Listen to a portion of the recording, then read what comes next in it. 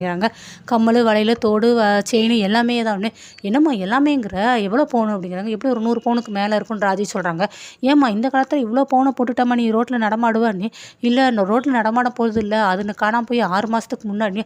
6 மாசத்துக்கு முன்னாடி என்னம்மா சொல்ற நீ? அப்படிங்கிறாங்க. நான் ஒருத்தர விரும்பினேன். அவனுக்காக கல்யாணம் பண்றதுக்காக திருச்செந்தூருக்கு போனேன் அப்படிங்கிறாங்க. என்னம்மா சொல்ற நீ? 6 மாசத்துக்கு முன்னாடி விரும்பினேங்கிற ஒரே குழப்புறியேன்னு. இரு நான் சொல்றேன் அப்படின்ட்டு கதிர் சொல்றாரு. இல்ல நான் சொல்றேன் அப்படின்ட்டு ராஜி சொல்றாங்க. ஏம்மா யாராவது ஒரு ஆள் சொல்லுங்கம்மா அப்படிங்கிறாங்க. அவள் ஒரு குழப்பத்தில் ஒரு பதட்டத்தில் இருக்கா. நானே தெளிவாக சொல்கிறேன்ட்டு கதிர் சொல்கிறாங்க. அவள் ஒருத்தர் விரும்பினேன்னு சொன்னால அது நான் தான் விரும்பினேன். எனக்கு அவளுக்கு கல்யாணம் பண்ணுறதுக்காக நான் திருச்செந்தூர் போனோம். ஸோ இவளை கூட்டிகிட்டு வர பொறுப்பை வந்து என் ஃப்ரெண்டு கிட்ட தான் விட்டுருந்தேன். ஆனால் என் ஃப்ரெண்டு வந்து இவங்க வீட்டில் வந்து கல்யாணம் அரேஞ்ச் பண்ணியிருந்தாங்க. அந்த கல்யாணத்தில் வந்து பவுன் இவளுக்கே தெரியாமல் நகை எல்லாத்தையும் திருடிட்டு வந்திருக்கான். ஸோ 6 மாதம் ஆச்சு அந்த நகை திருடு போய். நாங்கள் இப்போ தான் இவனை தச்சியமாக பார்த்தோம். அதனால தான் நாங்கள் கம்ப்ளைண்ட் கொடுக்கறதுக்காக வந்திருக்கோம் அப்படின்னு எல்லா டீட்டெயிலும் சொல்கிறாங்க. உங்கள் வீடு எங்கே இருக்குது அப்படின்னா கோயில் பக்கத்தில். அப்போ நீ யாரோட பையன்